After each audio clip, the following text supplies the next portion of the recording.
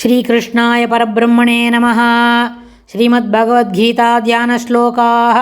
नमोऽस्तु ते व्यासविशालबुद्धे पुल्लारविन्दायतपत्रनेत्र येन त्वया भारततैलपूर्णः प्रज्वालितो ज्ञानमयप्रदीपः प्रपन्नपारिजाताय स्तोत्रवेत्रैकपाणये ज्ञानमुद्राय कृष्णाय गीतामृतदुहे नमः। सर्वोपनिषदो गावो दोक्ता गोपालनन्दनः पार्थो वत्सत्सुधीर्भोक्ता दुक्तं गीतामृतं महत्। वसुदेवसुतं देवं कंसचाणूरमर्दनं देवकी परमानन्दं कृष्णं वन्दे ஜகத்குரும். அடுத்தது 17வது அத்தியாயத்தில் 18வது ஸ்லோகம். சத்காரமான பூஜார்த்தம் தபோதம்பேன சைவயத் கிரியதே ததிக புரோக்தம் ராஜசம்சலம் அத்ருவம். சத்காரமான பூஜார்த்தம் தபோதம்பேன சைவயத் கிரியதே ததிக புரோக்தம் ராஜசம்சலம் அத்ருவம். ராஜசம் சலம் அத்ருவம். ராஜசம் என்று சொன்னால் ராஜச குணத்தில் ஒத்தது புரோக்தம் என்று கூறப்படுகிறது. எது அது சலம் நிலையற்றது, அத்ருவம் நீடித்து நிற்காதது. என்ன இப்படி வரிசையாக பெருமாள் சொல்கிறாரு, என்னது இதெல்லாம் அப்படின்னு யோசித்தா, சத்காரமான பூஜார்த்தம். சத்காரம் என்று சொன்னால் உபச்சாரம். உபச்சாரத்தை எப்படி சொல்லணும்?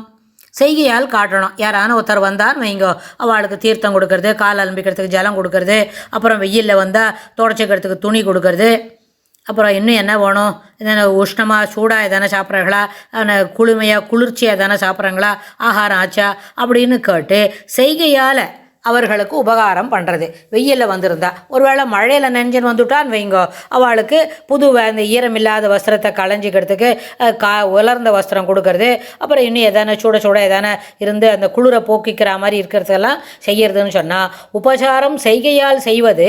அவர்களுக்கு கூட்டியது இதெல்லாம் என்ன வேணுமோ ஃபிசிக்கல் உடல் அளவில் எதையெல்லாம் கவனிக்கணும், இதை தொடச்சிக்கோ, தலையெல்லாம் ஈரமாக இருக்குது அப்படின்னு சொல்கிறோம் இல்லையா? அது சின்னவாளுக்கும் சொல்கிறோம், பெரியவாளுக்கும் சொல்கிறோம்.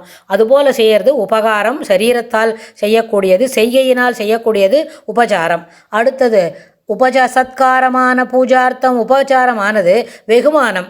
வெகுமானம்னா அவளை ப்ரைஸ் பண்ணி அவளுக்கு ஒரு புடவை சட்டை கொடுக்கறது, வேஷ்டி டவல் கொடுத்து விடுறது, அப்புறம் இன்னும் எதான சாப்பிட்றதுக்கு எதான கொடுக்கறது, அப்புறம் தட்சணை கொடுக்கறது. அதுபோல் எல்லாம் வெகுமானம் கொடுக்கறதும் வாக்கினால் உங்களை போல் கிடையாது அப்படின்னு சொல்கிறது. நல்ல சிறப்பாக இவ்வளோ சிறப்பான குணம் உடையவர்கள் அப்படின்னு சொல்லி அவளை வெகுமானித்து பேசுறது பகுமானம் கொடுக்கறது. வெகுமானித்து பேசுறது பகுமானம் கொடுக்கறதுன்னா சம்பாவனை கொடுக்கறது அப்படின்னு. அடுத்தது பூஜை என்பது என்ன? மனத்தினால் செய்யப்படுவது. இது மனோவாக்காயம்னு சொல்கிறோம் இல்லையா? போன ஸ்லோகத்தில் கூட சொன்னார், காயிகம் வாசிகம், அடுத்தது வாசகம் மானசம் அப்படின்னு. அதுபோல் மனதினால் பூஜை செய்வது. இது மூணுமே நம்ம எல்லாருக்கும், நமக்கு வீட்டுக்கு வர உறவுக்காரர்களுக்கு, விருந்தாளிகளுக்கு, இன்னும் நாம் எங்கேயான போனாலும் நம்மளுக்கு இதெல்லாம் கிடைக்கும். நம்மளும் இதெல்லாம் சில வந்தவாளுக்கு பண்ணுறோம் அப்படின்னா, இதை எப்படி பண்ணக்கூடாது? நம்மளுக்கு செய்ய வேண்டியது கடமை அப்படின்னு செய்கிறத காட்டிலும் டம்பத்துடனே அதில் ஒரு பட்டாட்டோபத்தை காட்டுறது. அவாத்துக்கு போனால் இப்படி தான் பண்ணுவா, இப்படி தீர்த்தம் கொடுப்பா, இப்படிலாம் பண்ணுவா, நம்ம அப்படி தான் செய்யணும் அப்படின்னு அதில் ஒரு ஒப்பு நோக்கி பார்க்குற மனப்பான்மை வளர்த்துன்ட்டு டம்பத்துடனே இதெல்லாம் செய்யணும். ஒரு நம்மத்தில் ஒரு ஹோமம் பண்ணுறதுக்கு இவள்லாம் வரா, அவளுக்கு அதெல்லாம் இப்படிலாம் நம்ம ஒரு வெகுமானத்தை வாக்கினாலையும் உபச்சாரத்தை செய்யினாலும் மாற்றி காட்டுறோம் அப்படின்னு சொன்னால், எந்த தவம் செய்யப்படுகிறதோ அவை என்ன தத்திக இங்கேயும் சலம் அச்சலம் என்று சொன்னால் நிலை பெற்று நிற்கக்கூடியது, அதாவது சலிக்காமல் இருப்பது, அதுதான் அச்சலம். அச்சலம் என்று சொன்னால் மலைக்கெல்லாம் சொல்லுவா அப்படின்னு சொன்னால், இப்போ அப்படி இல்லை, இது சஞ்சலம். என்ன பண்ணுறது? போயிட்டே இருக்கும், நிற்காதது, நிலையற்றது. அத்ருவம் சொன்னால், துருவம் என்று சொன்னால் நீடித்து நிலை பெற்று நிற்பது, அத்ருவம் சொன்னால் நீடித்து நிலைக்காதது. இதெல்லாம் அது என்ன சொல்கிறதுன்னு கேட்டால், இவை அனைத்தும் இவ்வாறு செய்யப்பட்ட தவம் நீடித்து நிற்காதது, நிலையற்றது, ராஜசம் என்று புரோக்தம் கூறப்படுகிறது அப்படின்னு சொன்னார். அதாவது 18வது ஸ்லோகத்தில் உபச்சாரம் என்பது என்ன? சிறப்பாக செய்கையால் காணப்பட வேண்டியது, அதை நம்ம காட்டி கொடுக்க முடியும். செய்ய வேண்டியது செய்கையால் செய்ய வேண்டியது. வெகுமானம் என்பது வாக்கினால் அந்த உபச்சாரத்தை வாக்கினால் செய்யணும். அவருடைய வெகுமானத்து சொல்லணும் அவருடைய குணாதிசயங்களை. பகுமானம் என்ன சொன்னால் சம்பாவனை கொடுக்கறது, அவளுக்கு தட்சிணை கொடுக்கறது. பூஜை என்பது மனத்தினால். அதனால் இந்த மூன்றுத்திலே மாறுபாடு உள்ளது. இதை டம்பத்துக்காக செய்கிறோம்னு சொன்னால் அத்தகைய தவம் ராஜசம் என்று கூறப்படும். அதாவது திருக்குறளில் சொல்கிற மாதிரி உற்ற நோய் நோற்றல் உயிர் குறுகன் உயிர்க்கு உருகண் செய்யாமை அற்றே தவத்திற்குரு.